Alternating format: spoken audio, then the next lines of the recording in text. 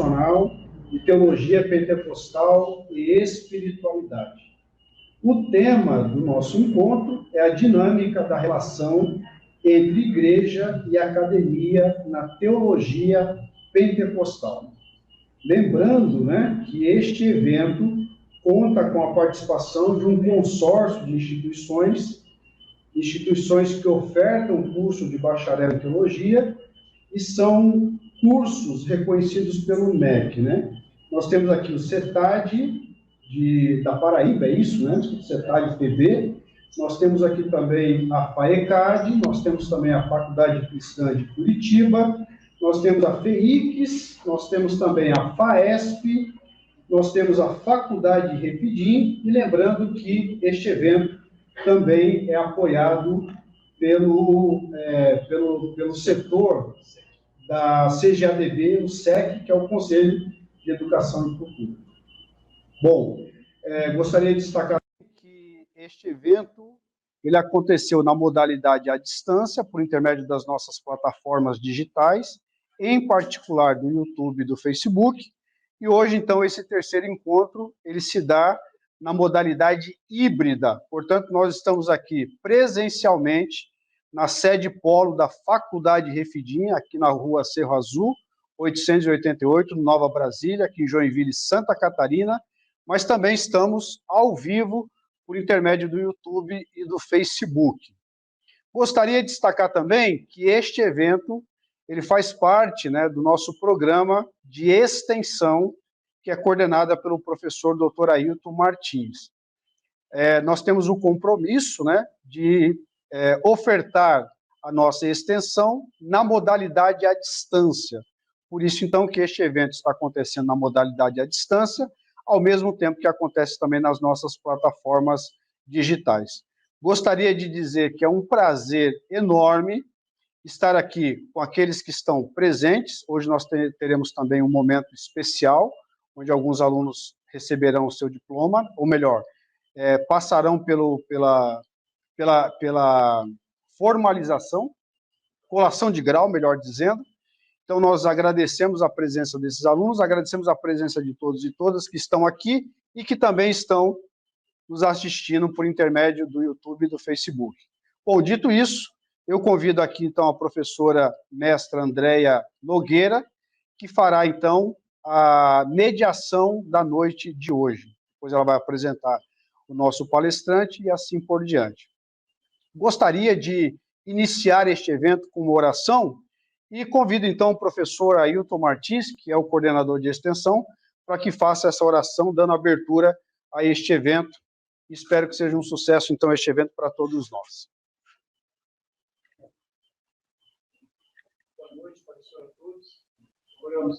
Senhor, nosso Deus, nosso Pai, em nome de Jesus, nós queremos agradecer e te louvar por esse momento tão maravilhoso que nos concedimos. Esse dia, Senhor Deus, nessa atividade presencial que temos junto aos nossos alunos, venha, Senhor, abençoar, também, Senhor, palestrante, professor Orlando, venha usar ele, Senhor, da administração, Senhor Deus, desse conteúdo, desse tema, Senhor, para que nós possamos refletir acerca desses conhecimentos. Também queremos agradecer pelos nossos alunos, todos que estão aqui, também aqueles que passarão pela formação mundial, também abençoá-los de forma rica, Senhor, é o que te pedimos em nome de Jesus. Amém. Professor André.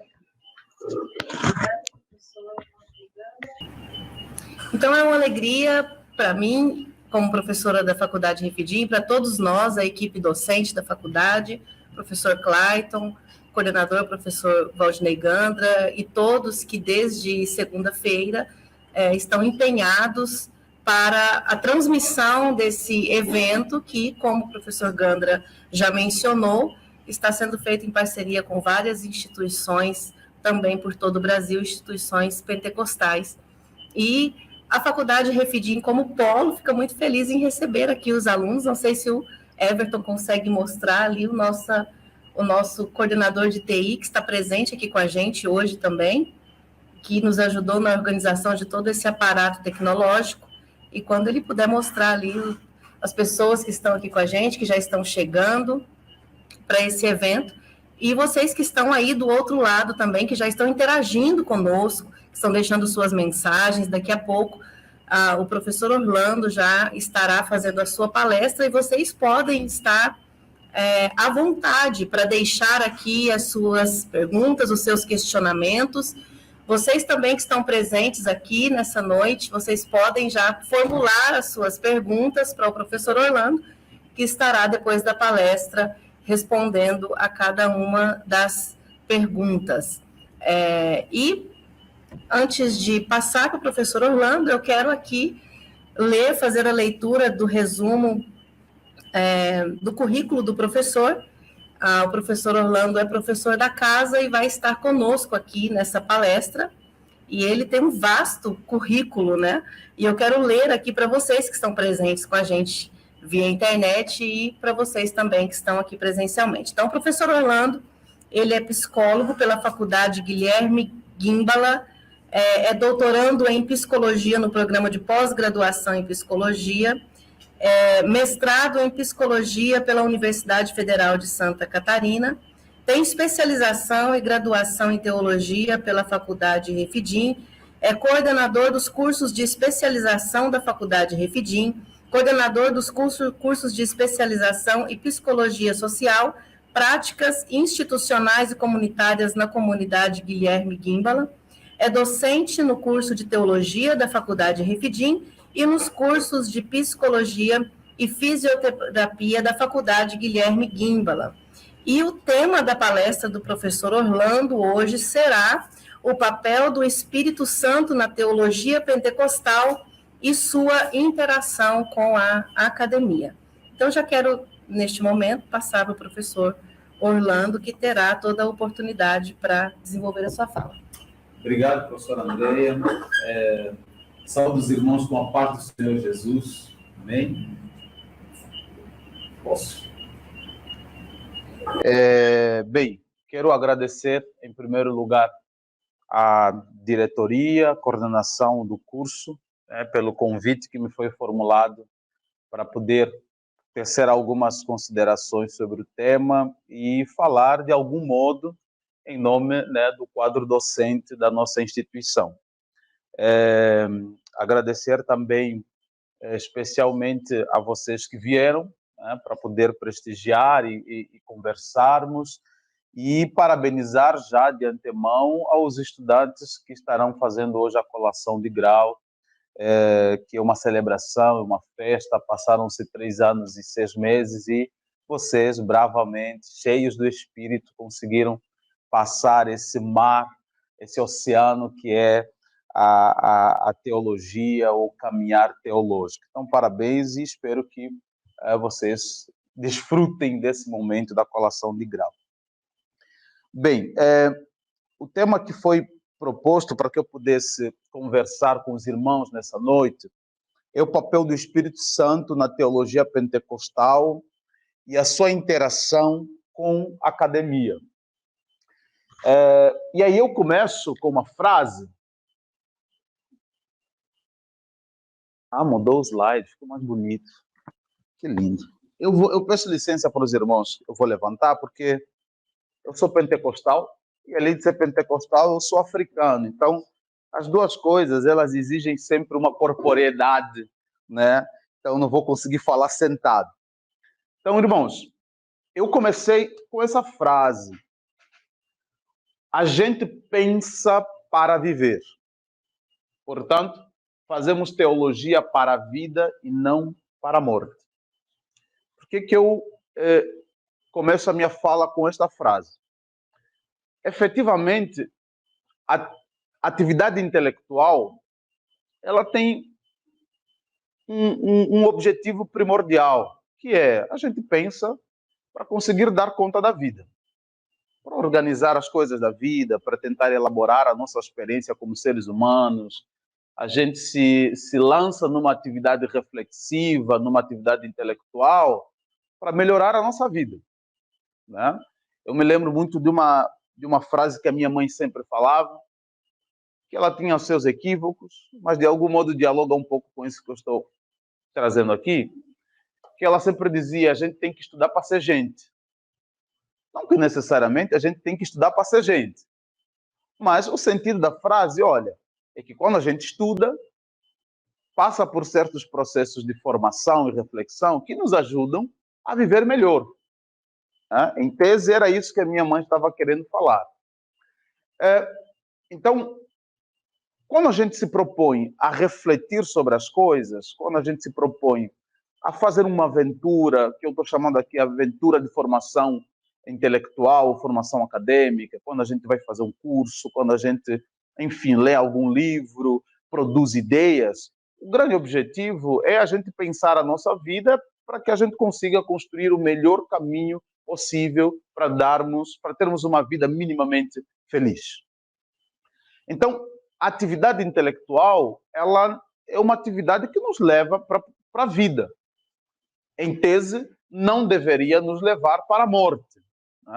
E quando me refiro aqui à morte, não estou me referindo a uma morte física, essa cessação da vida, mas a morte na medida em que nós vamos pensando e esse pensamento vai nos tornando cada vez mais secos, talvez mais vazios existencialmente, ou vai produzir em nós um certo desencanto com a vida. Me parece que o grande desafio de uma atividade intelectual não é produzir um desencanto com a vida. Pelo contrário, é encantarmos-nos com a vida. Com isso, eu não estou dizendo que é só porque pensamos que vamos ser felizes. Só porque pensamos que nós vamos estar sempre sorrindo. Ou só porque estudamos que nós vamos estar sempre na paz e no amor.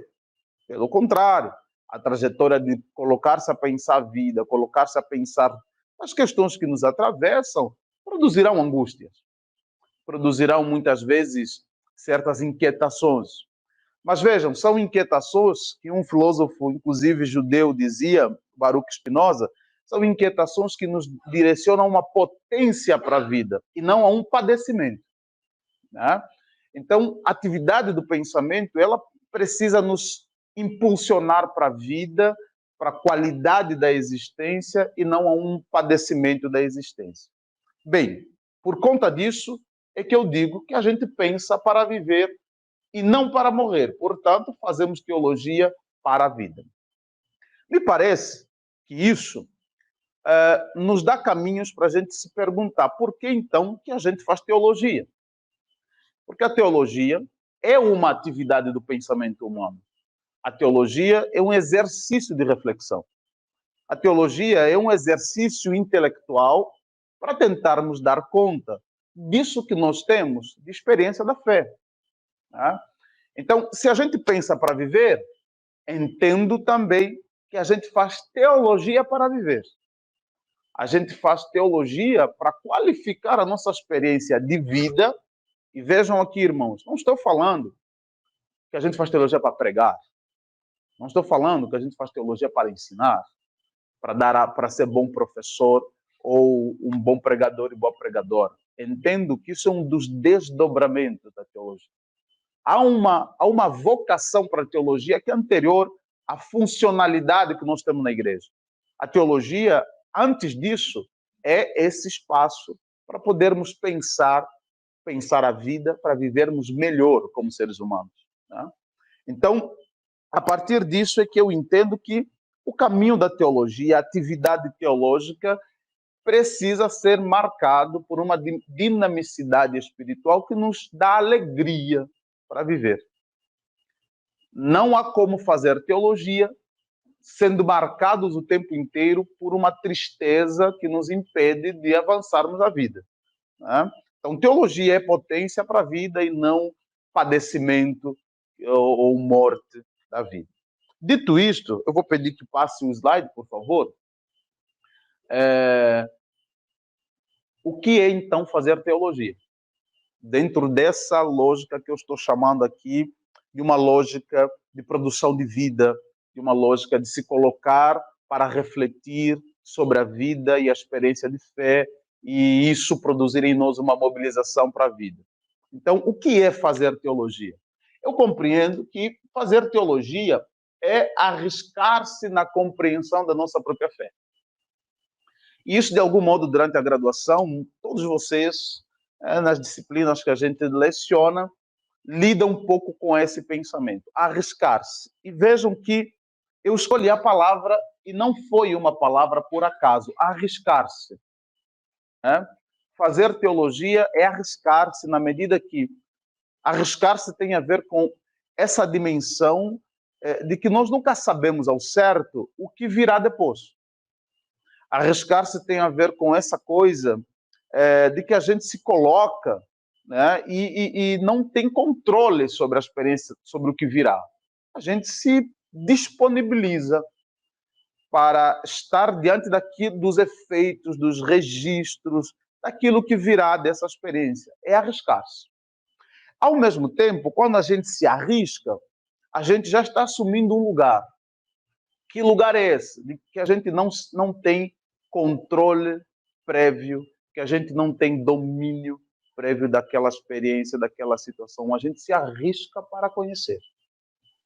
Então, fazer teologia é arriscar-se, porque nós estamos falando ou estamos pensando sobre a nossa experiência de fé, a nossa relação com Deus e com os outros irmãos da nossa comunidade, outros seres humanos.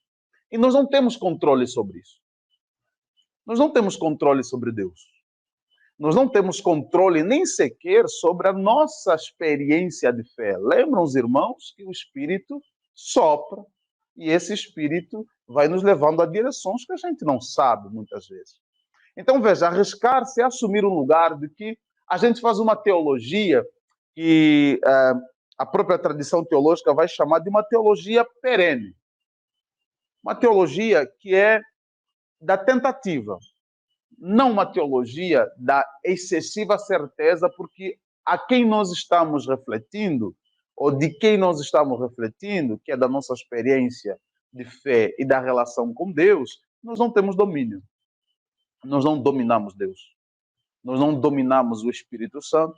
E nós não dominamos nada sobre a nossa experiência. E aí que digo dominar no sentido de estar tudo na palma das nossas mãos. Por isso a gente se arrisca a pensar sobre isso que nós estamos vivendo.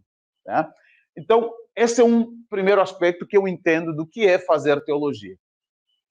O segundo aspecto é autorizar-se a navegar no oceano dos mistérios. Né? Fazer teologia é isso. É a gente dizer, bem, vamos pensar sobre essa experiência que ela é oceânica. Né? E aqui a metáfora do oceano, como ninguém entre nós aqui domina o mar. O mar tem a sua racionalidade. O mar tem a sua força, tem a sua autonomia.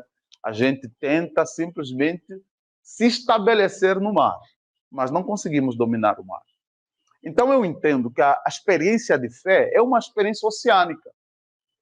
Deus, de algum modo, ele, se podemos pensar como uma metáfora que nos ajuda a pensar Deus nesse sentido, é a imensidão do oceano.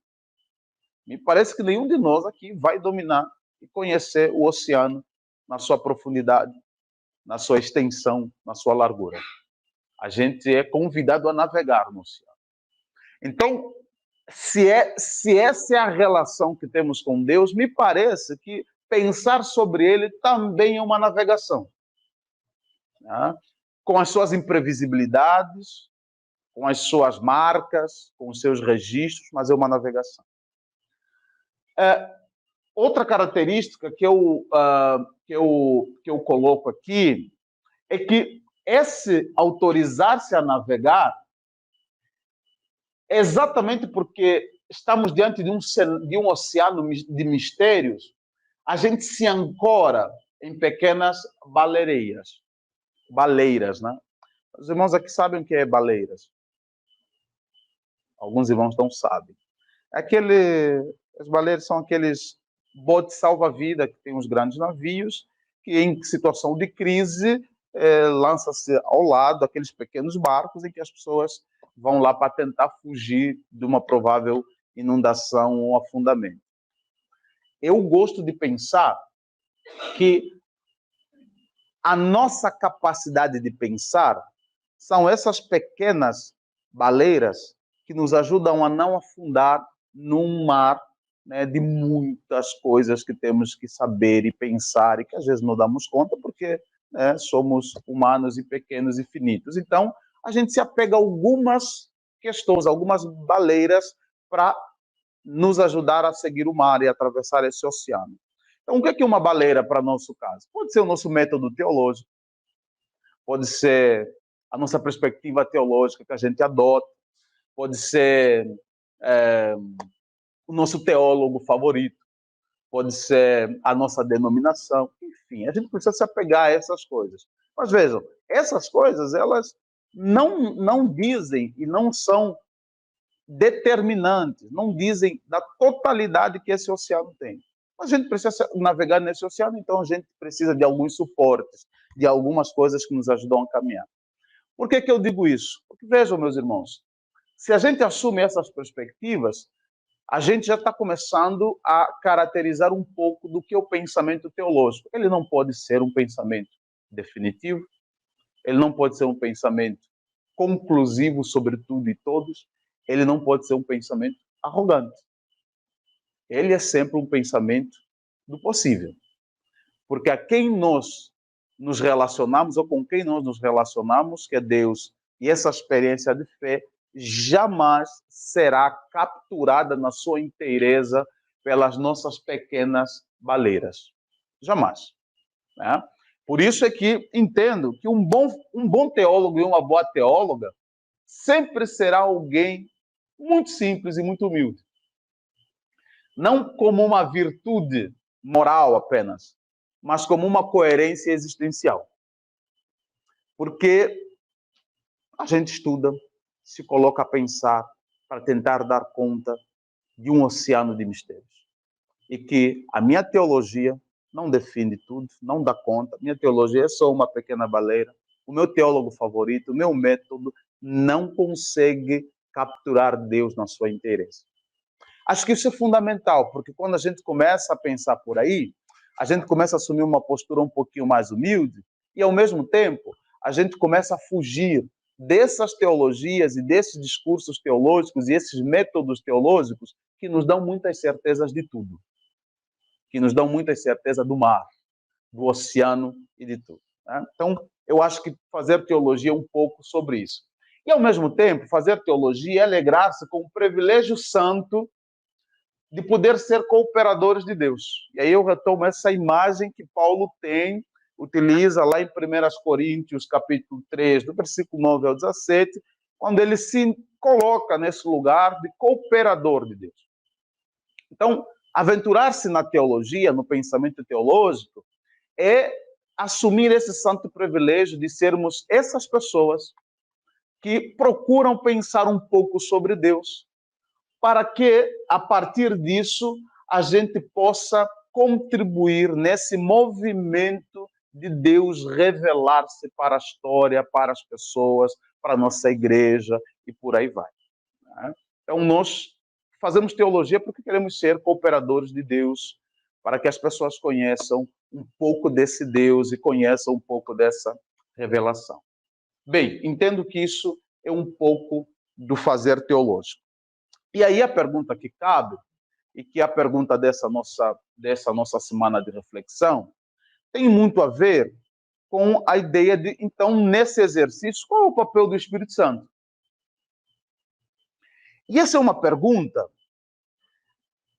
que ela só passou a fazer sentido a partir do momento que nós separamos razão e emoção, ou razão e fé, ou intelectualidade e apenas experiências emocionais e muito mais, que é coisa de europeus. Não é coisa nem de judeus, nem do cristianismo primitivo, é coisa de europeus, especificamente de uma tradição filosófica grega e que foi se aperfeiçoando nisso que nós vamos chamar posteriormente de período moderno. Né? Ali, após o Renascimento Europeu, e aí século XVI em diante. E isso nos trouxe um grande problema que leva o tempo inteiro a gente ter que se debater. Bem, a gente tem aquelas famosas frases, não faz teologia porque teologia vai matar a tua fé. A letra mata. Não faz teologia porque quem pensa muito deixa de chorar na igreja, deixa de dar o aleluia, o glória e deixa de dar aquela rajada em línguas estranhas. Esse medo que a gente foi produzindo sobre a ideia de que temos que dissociar pensamento, portanto, razão, e afeto, portanto, emoção e experiência espiritual, porque necessariamente as duas são opostas, é que nos levou a termos hoje um debate como esse, em tentar entender, então, qual é a razão do Espírito Santo, a ação do Espírito Santo na teologia, que nos ajuda a não perder a fé. Mas é bom sempre lembrar que essa é uma pergunta moderna. Nunca foi uma pergunta da tradição judaica, nunca foi uma pergunta do cristianismo inicial, foi uma pergunta que foi se constituindo por um paradigma de uma razão grega que depois vai se aperfeiçoar na modernidade. Por que isso é importante destacar? Porque, vejam, nossa tradição pentecostal é exatamente uma tradição que não nasce desse paradigma. A gente nasce de um outro paradigma, que é um paradigma que tem muito mais a ver com a ideia de que nós não temos problema de associar o Espírito Santo, a nossa experiência com Deus, a nossa fé, com a discussão racional. Não temos. Embora, por muito tempo, temos recebido resquícios de que nós devemos ter esse medo, e aí vem aquilo que o pastor falou ontem, do anti-intelectualismo, e por aí vai. Então, como nós podemos retomar o debate da nossa teologia sobre o Espírito Santo e dela pegar algumas imagens que nos ajudam primeiramente, a não desintegrar esses dois mundos, e, em segundo, a encarar esse espaço que chamamos de academia de um outro jeito. E aí eu peguei algumas imagens que eu estou chamando de imagem-pensamento, que é um conceito de um filósofo alemão, Walter Benjamin, que ele vai dizer que tem certas imagens que nós podemos usar como caminho para produzir um pensamento. Então, eu vou pegar algumas imagens da própria tradição bíblica para nos ajudar a montar um pensamento de como esse Espírito Santo nos ajuda a produzir certas reflexões. Veja só, a primeira característica do Espírito Santo na Bíblia, está lá em Gênesis, ele aparece no momento em que existiam trevas, a terra era vazia, sem forma, e ele se pairava sobre as águas. E me parece que ao longo da tradição bíblica, a gente sempre vai encontrar o Espírito Santo como essa figura que movimenta a vida. Se a gente quer fazer uma teologia que nos ajuda a ter qualidade de vida e que a base dessa vida é o próprio Espírito Santo, então me parece que uma boa teologia é uma teologia em movimento. Uma teologia que segue o movimento do Espírito. E o movimento do Espírito tem quase sempre uma característica: gerar vida, trazer beleza, organizar o caos e soprar fôlego para que a gente continue animado na existência. Isso é a ação do Espírito Santo. E se vamos pensar sobre ele como paradigma para organizar a nossa teologia, eu diria que, como pentecostais, toda a nossa teologia, ela é uma teologia que se fará no movimento do Espírito e que terá sempre o objetivo: trazer beleza, ajudar a organizar o caos, propor caminhos para que as pessoas sejam mais felizes e que tenham uma experiência mais vital, né? Uma experiência muito mais potente com Deus, com os outros e por aí vai. Outra metáfora que nos ajuda a pensar essa imagem do Espírito é que o Espírito é apresentado como Ruá, né? A famosa linguagem veterotestamentária que vai trazer a ideia do Espírito como esse sopro de Deus. E é sempre um sopro que vem para vivificar. É sempre um sopro que vem para trazer vigor, né? Então vejam, se o Espírito é o Ruá, é esse sopro de Deus, me parece que fazer uma teologia a partir do Espírito é fazer uma teologia que sempre nos encaminhará para produzir uma espécie de fôlego que anime as pessoas. Reflexões que animem as pessoas à vida. Reflexões que curam. Reflexões que ligam as pessoas, que saram as pessoas das suas dores existenciais e por aí vai. É uma teologia que é um sopro, um verdadeiro sopro de vida. O Espírito Santo também, ele sempre aparece como essa força anímica. E vejam, se a gente olha lá no Antigo Testamento, Davi, quando vai lutar e quando vai se tornar esse guerreiro, esse rei, ele é cheio do Espírito. O Espírito que o enche para ter certas ações de luta, mas em favor da proteção, da comunidade, por aí vai. É esse Espírito que desce sobre o profeta Saul ou Samuel e o anima para ele dar conta do seu ofício sacerdotal e profético. É esse Espírito que vai descer sobre diversas figuras do Antigo Testamento com um objetivo: servir. E aí, no Novo Testamento, a mesma coisa acontece.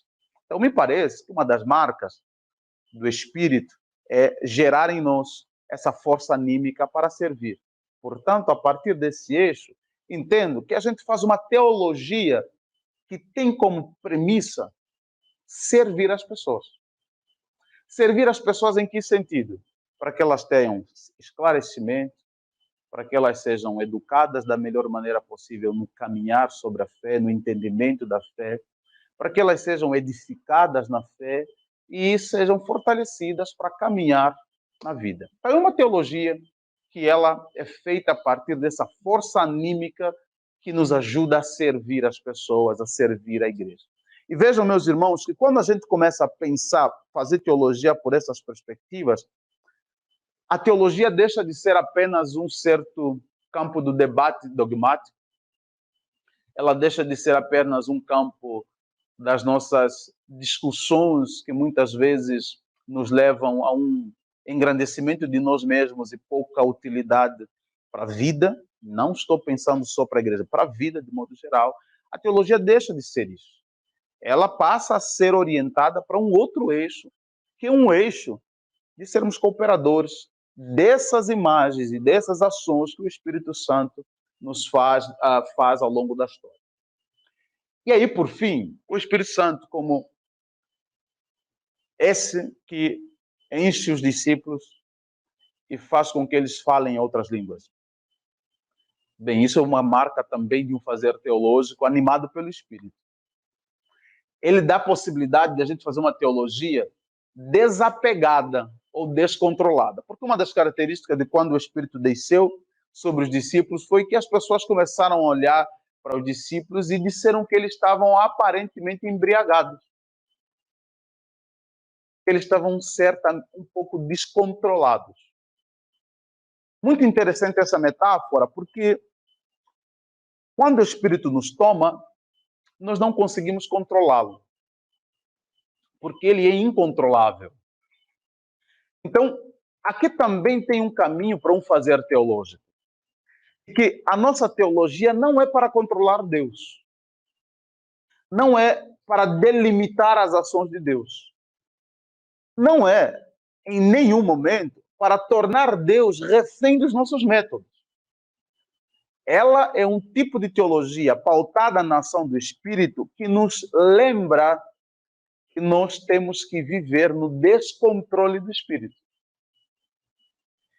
E aqui a palavra descontrole no Espírito pode produzir um certo mal-estar, principalmente para os irmãos reformados. Mas também não tem problema. Os irmãos reformados que lidem com esse mal-estar. Porque a nossa tendência é sempre produzir uma teologia que tenha tudo definido, onde Deus está dentro de um dogma teológico. Deus não está dentro de um dogma teológico. O dogma teológico foi produzido por nós como uma tentativa de compreender Deus. E até aí sem problema. Mas não podemos fazer Deus refém dos nossos dogmas. Por isso é que uma teologia que é inspirada pelo Espírito é uma teologia descontrolada. Essa teologia que, quando toma a nossa reflexão e toma o nosso corpo, pode nos levar a lugares que a gente não sabe. E que bom que a gente não sabe. Porque para lidar com coisas muito controladas, a gente já tem a ciência. A racionalidade muito controlada, a gente já tem outras formas de linguagem de produção de conhecimento que controlam. Seria chato se a gente viver só sobre essas razões. A gente tem o privilégio de dizer assim, ó, a gente pensa um Deus, faz uma teologia, que ela nos leva a lugares que a gente nem sempre tem previsão. Por quê? Porque o Espírito é maior do que a gente. Tá? Então, a partir dessas imagens, pode passar, eu me pergunto, qual é a interação, então, dessa forma de pensar, ou desses caminhos, desses insights de fazer teologia com a academia? Que é esse lugar que impõe em nós um certo medo de que vamos perder a fé, de que vamos ser frios, de que a razão e a fé vão estar sempre em conflito. Bem, eu me pergunto, diante dessas características de fazer teologia, desses insights, como é que nós podemos relacionar-se com a academia? E aí, eu proponho uma segunda pergunta. De qual academia estamos falando? Me parece que nós estamos falando de uma academia que tem as seguintes características. É uma academia moderna ocidental, portanto, de matriz europeia, que tinha como principal marca da sua produção de conhecimento, ou da sua atividade intelectual, produzir saberes sobre fenômenos, processos, sobre o ser humano e toda a dimensão da natureza, produzir saberes sobre tudo isso que possibilitam prever fenômenos, prever comportamentos, prever tudo o que pode acontecer. E a partir disso, quando eu conheço, tenho capacidade de prever, eu consigo controlar. A academia moderna, ela se estabelece nesse tripé. Conhecer as coisas para prever processos e fenômenos a fim de controlar. Então, ela é uma academia que, em última instância, pressupõe que o ser humano precisa ter conhecimentos para estar no controle de tudo. Vejam que é exatamente esse princípio dessa academia moderna que nós estamos dizendo que conflita com esse modo de pensar irreverente do Espírito Santo e descontrolado do Espírito Santo. É óbvio que, quando a gente vai fazer uma teologia, a partir desses pressupostos que eu acabei de falar aqui, nesse espaço acadêmico orientado por isso, a gente vai ter choque. Esse é um choque inevitável. Ou a gente vai ter que se submeter a essa lógica, produzir conhecimento para prever e controlar. E tem muitas metodologias teológicas que foram exatamente nessa linguagem. E aqui eu, sem receio de falar, depois se der algum problema, o pastor vai me demitir, mas a gente vai orar para Deus me proteger, sem receio de falar. A metodologia da teologia reformada responde a esses três critérios. Porque ela é uma teologia que foi gestada no início da modernidade, onde toda forma de produção de conhecimento era pautada a partir desses três princípios. Por isso é que, inclusive, você tem toda uma teologia extremamente definida em todos os seus itens e pontos. E o grande perigo de nós pentecostais, meus senhores e minhas senhoras, é que nós estamos querendo assumir esse modelo teológico para organizar a nossa experiência de fé. Sabe qual vai ser o caminho final? É que a gente vai cair exatamente nessa preocupação. Tá? Então, essa lógica que toma a racionalidade moderna, ela é uma lógica que vai dominar as ciências humanas, as ciências naturais, de modo geral, as ciências da saúde, e também muitas lógicas teológicas que foram gestadas nesse período vão se apropriar e vão organizar a sua teologia, produzir a sua teologia a partir disso. Com essa modalidade acadêmica, de fato, nós vamos ter problemas.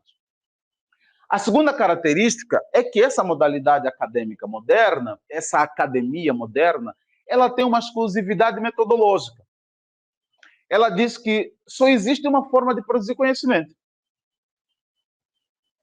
Que forma é essa?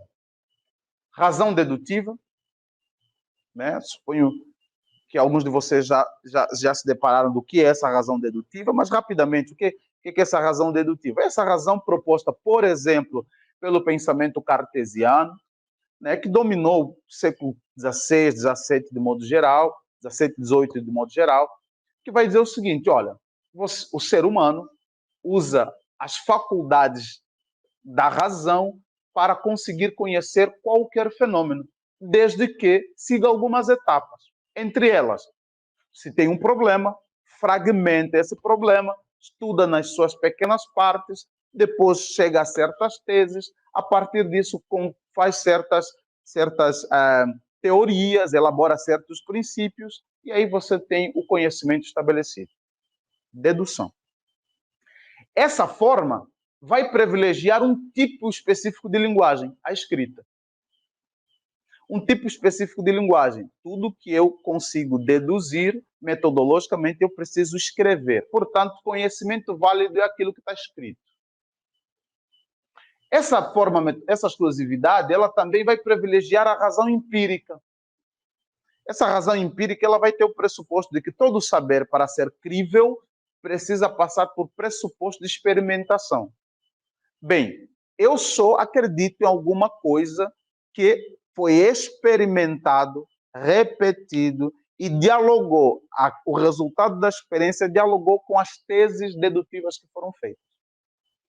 Essa razão, essa academia, ela também vai privilegiar o que Boaventura de Souza Santos vai chamar de razão indolente e universalizante, que é o que ele produz na academia é a única forma de produzir conhecimento verdadeiro sobre o mundo. E todo mundo tem que pensar como o que ele produziu na academia. Então, essa exclusividade metodológica fez com que a gente perdesse de vista que existem outras linguagens para produzir saberes sobre nós, sobre a vida e muito mais. Que existissem outras formas de comunicar que não fosse só pelo texto.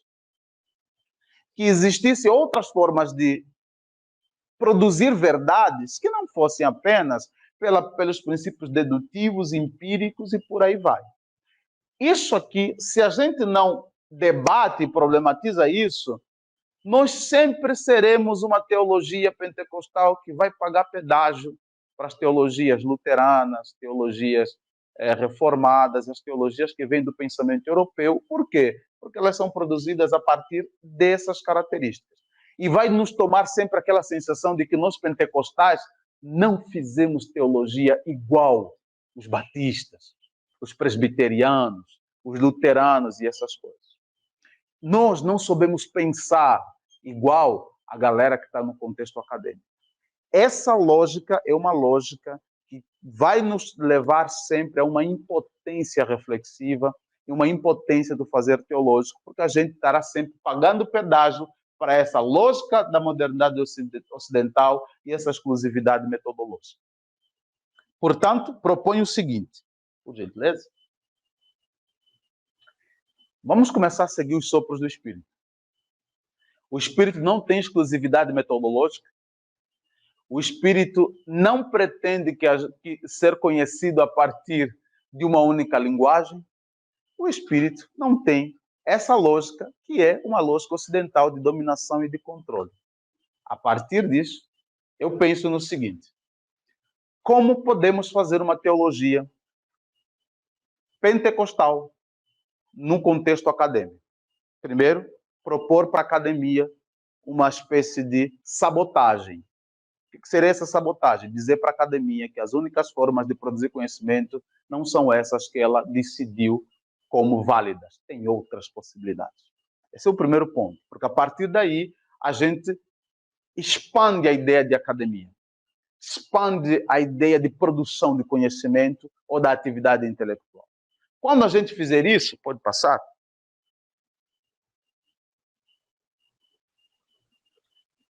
eu proponho que nós, como estudantes de teologia, nós, como pesquisadores, professores, pensadores da fé cristã, da fé pentecostal, que não estamos mais nessa dicotomia entre fé e razão, retomamos agora uma experiência mais integral da vida humana, que não precisa separar as categorias, a gente possa ousar pensar sem medo. Sem medo de atender os critérios metodológicos da academia ocidental moderna, sem medo de propor novas possibilidades de produzir conhecimento, inclusive teológico, sem medo de sermos taxados como não intelectuais.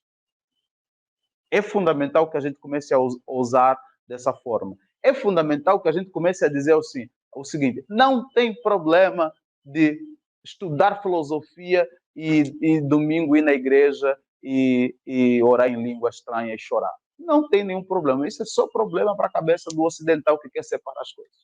Não tem problema de ter uma discussão crítica e domingo ir lá e impor as mãos na cabeça do irmão e ungir e o Espírito Santo descer e curar. Ah, mas como pode você que é um cara intelectual? Isso aqui é bobagem da galera da tradição ocidental, de uma racionalidade moderna. Nós não temos problema quanto a isso. E por isso, podemos ousar pensar, sem medo.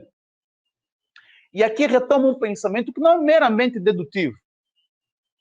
Vou usar um teórico, que ele é um pouco europeu também, mas é o único europeu que eu gosto. Vygotsky, ele dizia que o pensamento é a composição das dimensões afetivas com a dimensão cognitiva. Pensamento é essas duas coisas. Não é uma separação da emoção com a cognição. Pelo contrário, é a junção das coisas. Então, quando a gente diz que nós podemos ousar pensar, a gente está dizendo, podemos fazer uma teologia que é feita no calor da emoção. Isso não é menos pensamento do que a dedução. Uma teologia que é feita no calor da experiência e nos registros da experiência. Isso não é problema. Isso é um tipo de pensamento também. Ousemos pensar. Detalhe. Ousar pensar dessa forma não significa um convite à preguiça intelectual. Não é disso que eu estou me referindo. Então vamos pensar do nosso jeito. Então não vamos mais estudar. Não é isso. Nós não conseguiremos, inclusive, romper com esse modelo se a gente tiver uma preguiça intelectual. Mas é fundamental que ousemos pensar. E quando a gente ousa pensar, a academia deixará de ser um espaço de medo, de insegurança. A academia será um espaço também que a gente transita sem nenhum problema. Ousemos fazer uma teologia acadêmica que não quer controlar. Que a nossa teologia não tenha como objetivo controlar o texto, controlar a história da igreja, controlar Deus, delimitar ou fazer uma dissecação do divino. Nós não queremos controlar, só queremos pensar para ser feliz. Que o nosso exercício teológico seja apenas para podermos viver bem, para podermos compreender minimamente a revelação de Deus para a nossa vida, para a nossa família, para a nossa igreja e pensar como que essa revelação pode contribuir para o destino da história humana. Que a nossa preocupação teológica seja essa, que a gente possa fazer uma teologia profundamente acadêmica, sem pagar pedágio para esse modelo acadêmico que nós recebemos da modernidade, criarmos e termos ousadia de pensar outras possibilidades de produção de conhecimento, mas que ela não tenha como premissa controlar a experiência de fé, Deus e muito mais. Isso significa que nós estamos apelando para uma teologia que nem sempre vai ter todas as respostas. Uma teologia que também vai caminhar na abertura, de dizer, isso eu não sei. Vamos orar para ver o que Deus vai revelar. E o que ele revelar, a gente escreve, reúne um grupo de pesquisa e debate, e formula e apresenta como proposição. Essa é uma teologia que certamente rompe com esse desejo de controle. O Deus que predestina ou não predestina. o Deus que já sabe como é que você vai morrer, o Deus que não sabe. É o Deus que já disse tudo sobre você e o Deus que ainda não disse nada sobre você. Não é dessa teologia que nós queremos fazer. Essa teologia que tem Deus na palma da mão e que faz Deus a nossa imagem e semelhança. Não é dessa teologia. Essa é uma teologia do controle, que na insegurança de darmos conta da vida, criamos as nossas categorias para encaixar Deus, para a gente ficar um pouco mais seguro. É o oposto. Portanto, se não é uma teologia do controle, a minha convocação para vocês, e talvez não convocação, provocação, é que a gente faça uma teologia da degustação. A teologia da degustação, os irmãos já foram num rodízio de massas, por exemplo, ou de carne, né? Tomara que ninguém seja vegano aqui.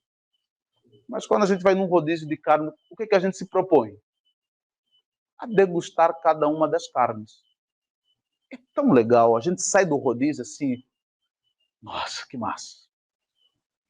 Que a nossa teologia seja uma degustação das coisas que Deus nos revela no texto bíblico, uma degustação que nos aproxima com o encanto dessa multiplicidade ou dessa experiência oceânica que é a experiência da fé, sem qualquer pressuposto de controlar, dominar e ter verdade de nada, mas para degustar. E que nesse processo de degustação o Espírito nos tome, o Espírito nos encha e a gente caminhe e sorria um pouco mais. E por fim, ousemos fazer uma teologia cheia de outras línguas. Uma razão pluriversal que só o Espírito Santo possibilita.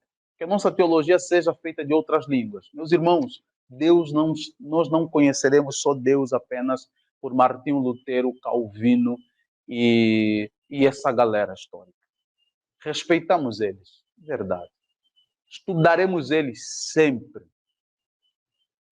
Mas Deus também falou pela tia Maria da cozinha. Deus também fala pelo tio Zequinha. Deus fala pela irmã Cloa. Deus fala também pelo Orlando, esse que vos fala, pelo Gandra. Deus fala para o tiozinho lá que cuida do portão da nossa igreja. Deus fala, inclusive, por sinais. Deus tem outras linguagens. Ele não fala apenas pelo código teológico que certas denominações produziram. Deus fala de uma maneira pluriversal. Só é possível pregarmos Deus a todo mundo porque Deus pode ser entendido na linguagem de todo mundo. E essa linguagem de todo mundo não é apenas a linguagem que nós aprendemos na academia ocidental. Que a gente escute e faça uma teologia com outras linguagens. Linguagem da dança, quem sabe? Linguagem do corpo, quem sabe? Linguagem da poesia, quem sabe? Falemos de Deus pelo silêncio, quem sabe? Falemos de Deus no monte, quem sabe? Deus não é apenas compreendido pela razão da teologia moderna, acadêmica, que se senta no banco. Podemos ter outras linguagens para poder falar, experimentar e pregar sobre esse Deus. E fazer teologia. Portanto, meu convite para vocês, que sejamos cheios desse Espírito Santo, que nos ajuda a fazer uma outra teologia e que nós sigamos ele e não tornemos ele refém da gente. Entendo que por esse caminho a gente vai ter uma relação mais saudável, mais degustativa, mais interessante com a academia, sem o medo de perder fé, ganhar fé ou coisas desse gênero. Faremos atividade teológica como uma aventura intelectual para podermos viver bem, podermos viver felizes, podermos crescer na fé e seguir, sem pagar pedágio para as teologias que vêm de uma única matriz, que é a matriz moderna, europeia e um pouco colonialista. Um pouco não, muito colonialista. Que Deus abençoe vocês, que sejamos cheios do Espírito e que sigamos nessa aventura. Obrigado.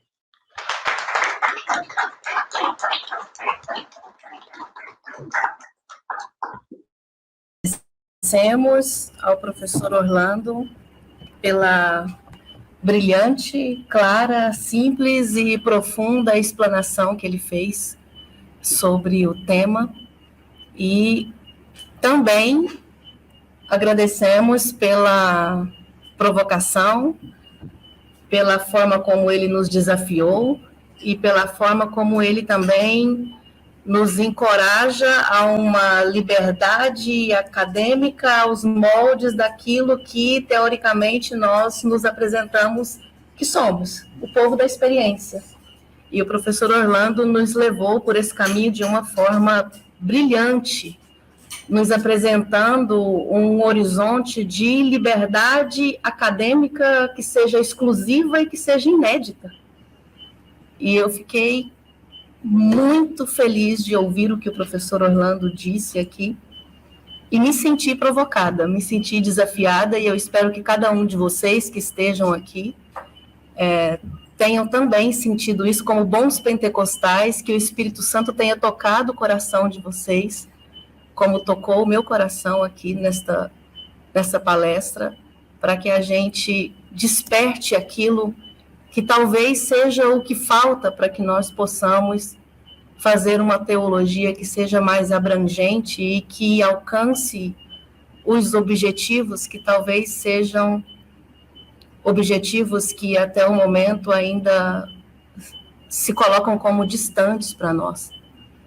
Muito obrigada, professor Orlando. Amém. Eu creio que cada um dos participantes aqui presente, dos participantes também que estão conosco online, várias pessoas estão online aqui com a gente, se sentiram desafiados e desafiadas a trilhar por esse caminho. E quero aqui fazer menção de algumas pessoas também que deixaram, daqui a pouco eu vou fazer também as perguntas, né? Quero que vocês também se preparem aqui no auditório com as perguntas. A gente vai sempre lançar uma pergunta do internauta e uma pergunta de cada um dos nossos alunos e participantes aqui do evento. Mas quero agradecer a Deus pela vida das pessoas que estão aqui com a gente, a Deir, o Itamar, agradecer a Deus pela vida do Rodrigo, lá do Rio de Janeiro, né, Rodrigo? O Itamar também, que está aqui com a gente, deixou o seu recadinho. Agradecer a Deus pela vida do Geriel, um aluno, mais um aluno, né, que nós temos aqui, da Regiane também, do Denis, da Clélia, que também é uma das nossas alunas, do Adriano, o Paulo, Josimar, pessoas de todos os lugares do Brasil, né? O Adriano é de Fortaleza, no Ceará, e ele está presente aqui com a gente. Muito obrigada pela sua presença. Pessoas de Goiás também, pessoas amigas, né? Já mandei o link hoje à tarde para minha mãe e ela está aqui presente e fez até uma pergunta. Quem sabe dá para o professor Orlando responder daqui a pouco, né? Silvio Barbosa Júnior, que é um amigo também lá de Goiás e que está presente aqui também. Então, várias pessoas, né, deixando... O Márcio, que está aqui presencialmente, está na internet também, né, Márcio, deixando seu recadinho. E vamos passar para as perguntas, porque daqui a pouco a gente tem também a colação de grau de 4 alunos nossos que estão aqui hoje para essa colação. Desses 4 alunos, eu tenho a alegria de dizer que eu orientei 2, o Alex Madruga e o Valdemar de Matos, que estão aqui, e foi um prazer caminhar com vocês. A gente aprendeu muito um com o outro, ali crescemos juntos. Eu fiquei muito feliz de acompanhar o crescimento de vocês e ver o desempenho de vocês no artigo de conclusão de curso. E, além do Valdemar e do Alex Madruga, que estão aqui, nós temos também o Vando, onde está o Vando ali, e trouxe a família, né, Vando? Assim como também o Valdemar e o Alex Madruga, e o Daniel. Onde está o Daniel? Não chegou ainda o Daniel? Daqui a pouco, certamente, ele vai chegar. Vamos começar com as perguntas, então, e a primeira pergunta vamos fazer aqui dos alunos e participantes que estão no presencial. Então, quem quer fazer a primeira pergunta, pode fazer. Então, o Márcio Ungarati vai fazer a primeira pergunta aqui. Fica à vontade, Márcio. Professor, nessa fala do professor, a gente percebe que temos que dar valor especial à experiência pentecostal. E sabemos também que temos pressupostos que fazem parte da nossa herança pentecostal e outros que descendem de outros movimentos da história da igreja. Nesse sentido, que deveria vir primeiro, o pressuposto ou a experiência? Bem, essa pergunta, ela é uma pergunta que já parte de uma perspectiva de que a gente tem uma separação de pressupostos teóricos, conceituais e aspectos da experiência concreta. Que essa separação é aquilo que eu acabei de formular, ela é típica de uma razão ocidental moderna, inclusive que vai possibilitar a emergência de muitos dos nossos métodos teológicos atualmente. Quando eu digo que existe um pressuposto, vou chamar aqui um teórico europeu, que eu também não gosto muito, mas ele fundamenta a academia, Immanuel Kant, quando ele vai fazer aquela trilogia da crítica da razão pura, crítica da razão prática. Né? E veja, o que ele está propondo? De que na crítica da razão prática, ele vai fazer uma discussão de que, olha, você antes de fazer uma discussão concreta, você precisa se ocupar pelos a priori, saberes a priorísticos. Na crítica da razão pura, ele também vai dizer, olha, mas você não pode garantir que os saberes a priorísticos eles surgiram apenas de uma discussão dedutiva tal, ou de um lugar da razão, tal como, por exemplo, propunha René Descartes. Ele vai propor um outro caminho, que já resolve isso, que é a ideia de que, olha, na verdade, as duas coisas caminham juntas. Veja, ele resolve isso, mas a racionalidade ocidental não desemboca totalmente nessa resolução. Então, essa tua pergunta, ela é uma pergunta que já dialoga, já é feita a partir de uma ideia de que existe a priori que vão ter que fundamentar a experiência. Bem, como é que eu te responderia? Nós não precisamos necessariamente caminhar por essa dualidade e essa ideia de que existe a priori ou existe experiência. E se a gente pensar que em vez de ou, é e. A gente tem uma experiência que se pensa e a gente tem um pensamento que se experimenta. A nossa experiência de fé, ela pode ser pensada. Assim como a nossa experiência, o nosso pensamento sobre a nossa experiência, ela vai nos levar a uma experiência de vida. Não sei se ficou claro, mas né, a nossa experiência de fé, ela pode ser pensada. O nosso pensamento sobre essa experiência, ela também pode transformar ou produzir em nós novas experiências. Então, a gente deveria abrir mão desse ou, e pensar no i. E aí eu te diria o seguinte, o que nós temos hoje? Vamos abrir mão da tradição histórica dos saberes teológicos? Não. Vamos somente pensar pela experiência? Também não. O que a gente pode fazer como caminho? Bem, vamos fazer essa junção de entender sempre que nós somos seres históricos, mas também somos experimentais no contexto que estamos inseridos, e a gente vai fazendo essa dialeticidade, se podemos assim dizer, esse encontro que não separa as duas categorias. E aí eu diria que a gente precisa, na verdade, fazer uma pentecostalização de toda a nossa teologia. O que seria a pentecostalização de toda a nossa teologia? Voltar a retomar os princípios básicos da ação do Pentecostes, que é sempre uma experiência que vai produzir uma reflexão que depois vai desembocar em novas experiências, e assim sucessivamente. Então, eu diria que é por ali. E se há um desafio da teologia pentecostal, é exatamente esse, de não ficar nesses extremos, mas de ousar pensar a partir da conjugação de experiência e conceitos teológicos, históricos e por aí vai. Mas juntos. E sem medo de que essa junção vai emergir coisas novas também. Tem coisas que nós vamos ter da nossa experiência de hoje que o tio Lutero não teve, que o tio Calvino não teve, porque o contexto em que eles viviam não lhes dava essas demandas. Quando a gente fica só focado nos a prioris, a gente coloca a nossa experiência a refém dos a prioris que foram produzidos num tempo que tinham outras demandas.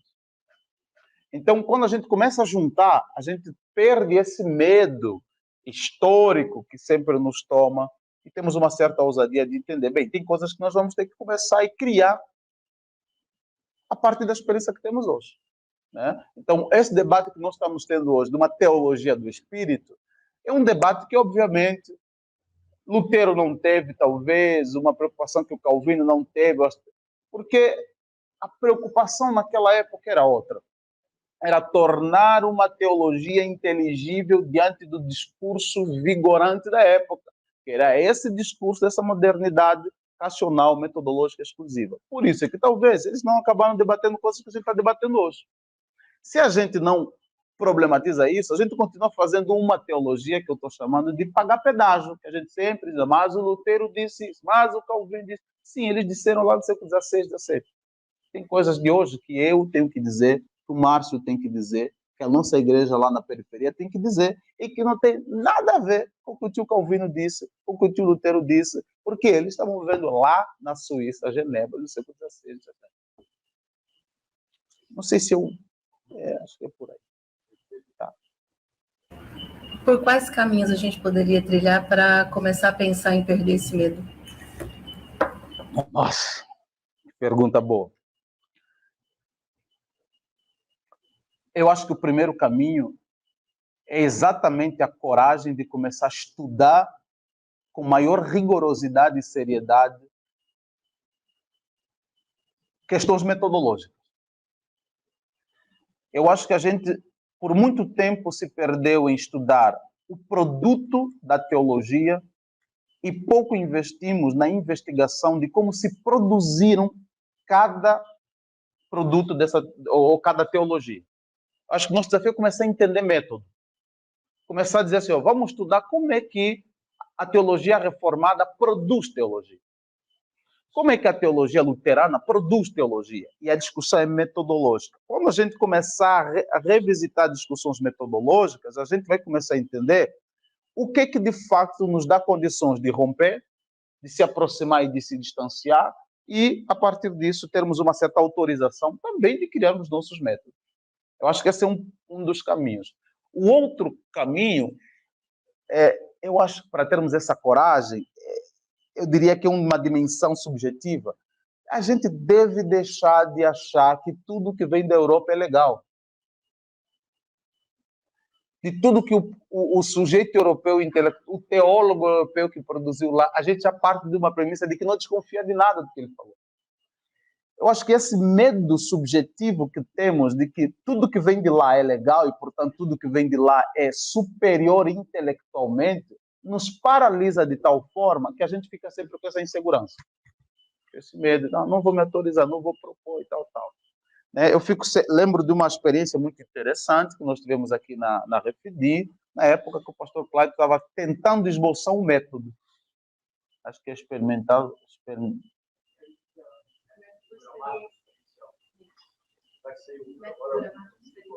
Vai sair livro agora. Vai ter livro. A gente debatia, mas assim, a gente já partia da premissa de que as chances do método do pastor Cláudio estar errado é gigante, 99%. Porque a gente não dá um lugar de intelectual para essa figura que não está na Europa. Aquela proposição que, por exemplo, o pastor Clayton fizesse, se fosse lá um camarada lá do cantão da Suíça e publicasse aquilo num jornal qualquer, a gente iria parar. Não, vamos ouvir, pelo menos. Vamos dar o benefício de ouvi-lo. Por quê? Porque nós temos uma autorização subjetiva de que o que se produz na Europa já tem grande chance de ser certo. E o que se produz aqui, numa Refidi, em Joinville, que fica no Nova Brasília, a chance de não estar muito legal é gigante. Então, a gente precisa romper isso. E eu acho que isso é uma ruptura subjetiva. Que os teóricos decoloniais vão chamar de uma ruptura decolonial. E dizer o seguinte, não é que nós vamos desmerecer o pensamento dos outros, mas também nós não vamos continuar a desmerecer tudo o que a gente faz.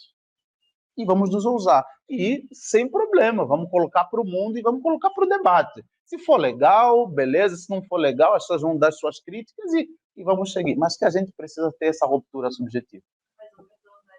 que era impossível, foi lá e fez? Isso. Eu acho que é isso. Né? E aí a convocação para nós, estudantes de teologia, é isso. Vamos fazer os nossos mestrados, os nossos doutorados, e vamos propor coisas. Pode ser pequena, vamos propor e vamos autorizar isso. Acho que esse é um grande desafio. Certamente ficou claro a resposta que deu para o Márcio, depois para mim. Eu quero ler alguns comentários aqui. O professor e aluno também, o nosso aluno Maxwell Fajardo, ele deixou não foi uma pergunta, ele só reiterou, né? Como pentecostais, precisamos explorar mais a potencialidade daquilo que pregamos, e a fala do professor Orlando nos desafiou muito a pensar sobre isso. O Espírito sopra na academia e fora dela também. O Itamar, de Salvador, na Bahia, ele está parabenizando os concluintes. Que pena que os concluintes não estão aqui. Depois eu falo com eles, então. O evangelista Valdir está dizendo que bênção. O Soren Nobre disse que bênção. Milhares de aplausos, professor Orlando. O Maurício disse, excelente explanação, parabéns, professor Orlando. O Paulo Roberto disse que é um grande tema e que lhe parabeniza também. E eu quero fazer aqui uma pergunta do Walter Reis. Ele disse o seguinte: como a teologia pentecostal pode enriquecer e ser enriquecida pela interação com a academia, mantendo suas experiências espirituais únicas, sem comprometer a integridade acadêmica? Bem, de algum modo eu já tentei fazer algumas considerações sobre isso, mas talvez vou ser um pouco mais pontual. Como é que a nossa experiência pentecostal nos ajuda a ter uma relação saudável com a academia? Primeiro, a gente partindo da premissa de que nós não precisamos ter medo da academia. Não precisamos ter medo da academia, porque a academia é um espaço de produção de ideias. Né? Ideias, discussões, e nós não precisamos temer. Ao mesmo tempo que nós não precisamos temer, nós precisamos construir cada vez mais a ideia de que o que a academia produz, quer seja nas suas diversas áreas do saber, é apenas um pensamento, é apenas uma ideia, é apenas uma proposição sobre diversos temas. Então, nós não precisamos levar tudo a peito.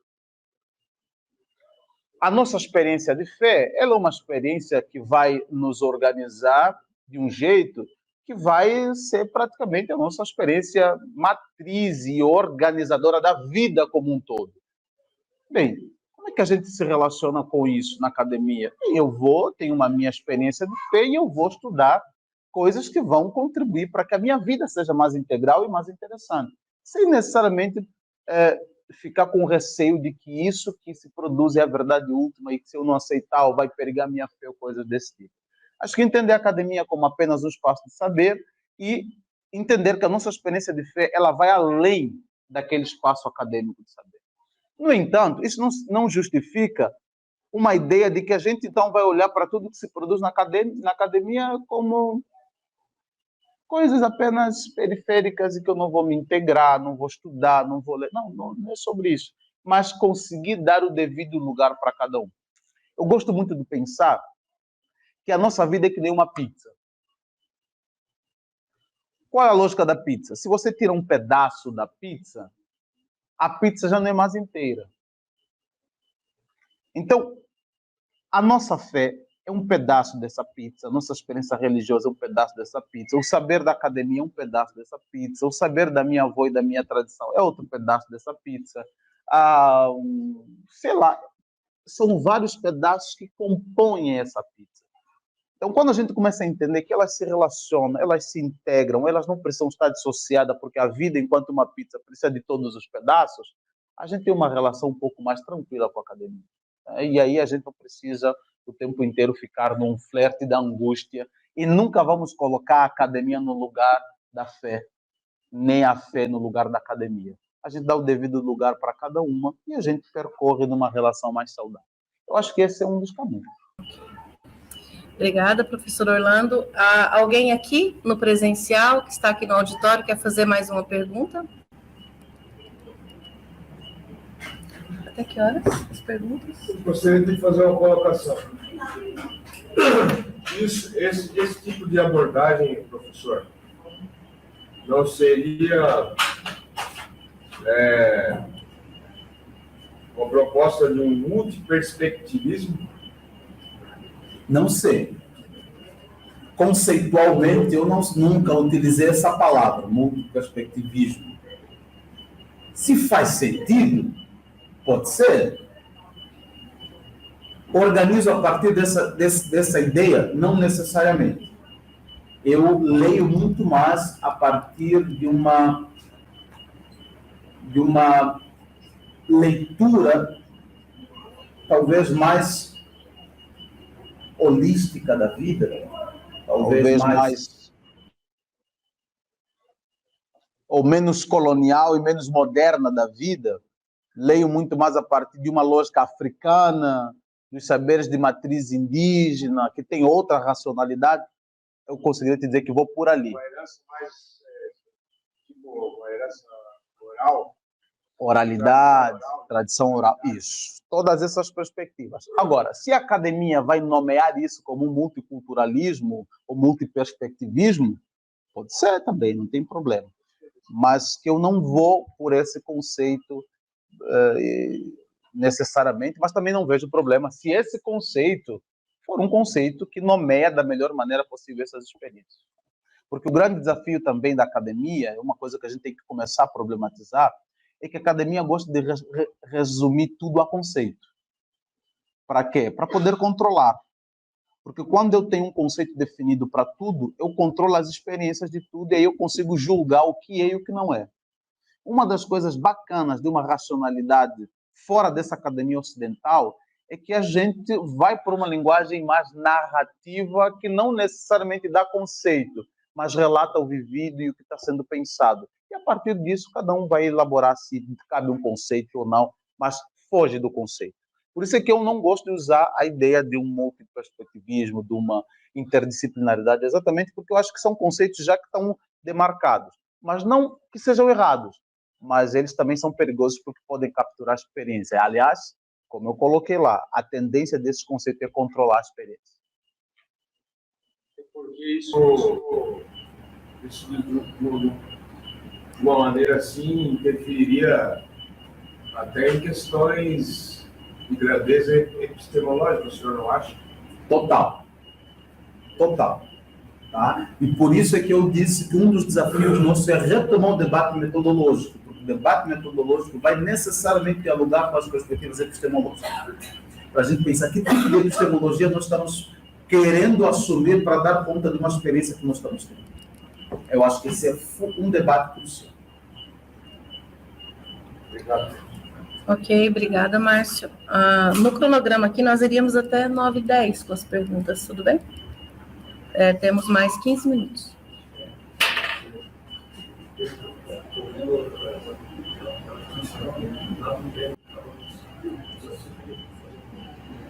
Professor Clayton, pode falar. Primeiramente, queria dar os parabéns ao professor Orlando, né, pela brilhante exposição dele, e apenas para ajudar aqui na resposta ao Márcio, dizer o seguinte: essa proposta que o professor Orlando faz aqui hoje daquela época. Tá? Eles queriam romper, porque eles entenderam exatamente isso, que essas teologias, esse modo de pensar teológico da época estava engessando o espírito, sabe? Exatamente por esse motivo aí que o professor Orlando pôs, né, de capturar Deus, né, de dar uma forma para Deus. Os pentecostais iniciais disseram: não, nós queremos romper com isso, nós queremos que o Espírito tome lugar disso, nós queremos que não haja esse atrelamento teológico. Claro que talvez eles foram para um exagero, assim, né? Mas do meu ponto de vista, essa proposta deles foi uma proposta brilhante. Pena que depois, de novo, a gente começou a se encantar com as teologias tradicionais, né, com esses escritores europeus, que tomaram de empréstimo, que eu também usei na minha tese, claro. Mas que aos poucos foram tirando de nós a autonomia que nós tínhamos no espírito. A tal ponto que hoje, no Brasil, quem está dominando a teologia pentecostal no Brasil são os calvinistas, ou os neo-calvinistas, cuja ênfase teológica é completamente contrária ao que os pais pentecostais iniciais tinham. Então, a gente está numa encruzilhada hoje, que ou a gente continua nessa toada e perdemos o espírito, ou a gente retoma esses pressupostos todos e continua sendo uma igreja pentecostal como a gente sempre foi. Pode repetir de novo? De maneira, a dinâmica do estar em movimento na teologia pentecostal reflete a atividade contínua do Espírito Santo e como isso impacta a forma como a teologia é feita, vivida e ensinada. Tem várias formas de como isso impacta. Uma delas é que o Espírito Santo é sensível. Se a gente faz uma teologia a partir da dinâmica do Espírito Santo, a gente fará sempre uma teologia sensível aos reais problemas que as pessoas enfrentam nas nossas igrejas de segunda a segunda. O nosso debate deixa de ser um debate meramente do campo especulativo de problemas que é de outros e não os nossos. Eu acho que quando a gente faz uma teologia sobre essa égide, sobre esse movimento do Espírito, a gente se torna muito sensível, porque o Espírito é sensível. E aí retomo aquele princípio de qual é a vocação do fazer teológico. A vocação do fazer teológico é para conseguir pensar as questões da vida. Então, se a gente faz uma teologia movida pelo movimento do Espírito, a gente vai ter uma sensibilidade de produzir uma teologia para dar conta das questões que angustiam o nosso cotidiano, das nossas igrejas, dos nossos irmãos, e por aí vai, e as nossas próprias questões. Então, acho que essa é uma das grandes contribuições que um modo de fazer teologia nessa perspectiva terá. Então, a gente vai começar a ter muito mais uma escuta, não muito mais, mas uma escuta, que é a escuta do que diz a tradição teológica ou o debate teológico formal, e a escuta das perguntas que os irmãos estão fazendo todos os dias na igreja, no culto de terça, de quinta, de sexta, de sábado. Uma sensibilidade que não está só nas questões históricas, mas está no nosso cotidiano. E aí a gente vai se colocar de um outro lugar e de um outro jeito para o nosso labor teológico. Infelizmente o tempo terminou, tinham várias outras perguntas, provavelmente também aqui presencialmente. Eu quero agradecer a todos que formularam as perguntas, boas perguntas aqui, que vieram diretamente no contexto da palestra que nós ouvimos. Então, eu quero agradecer a todos os internautas que estão conosco até o momento. Essa parte agora será uma parte onde o professor Gandro, o professor Clayton vai fazer, então, a cerimônia da colação de grau dos alunos. Se vocês querem ficar com a gente, fique à vontade. Mas, nesse momento agora, nós iremos começar a colação. Desde já, muito obrigada por todos vocês estarem presentes desde segunda-feira conosco, ouvindo aqui as palestras, né, segunda-feira, terça e hoje também. Então, muito obrigada a cada um de vocês que fizeram parte de alguma forma e são sempre bem-vindos aqui na Faculdade de Revidim, de forma presencial. Todos vocês que quiserem estar aqui com a gente, sejam muito bem-vindos. Nas redes sociais também, sejam sempre muito bem-vindos. Nas nossas casas virtuais, o YouTube, o Instagram. Queremos sempre que vocês estejam perto de nós. Vocês sempre serão muito bem-vindos na Faculdade de Revidim e a partir de todos os meios de comunicação que nós temos. E, nesse momento, eu passo a palavra ao professor Clayton. Professor,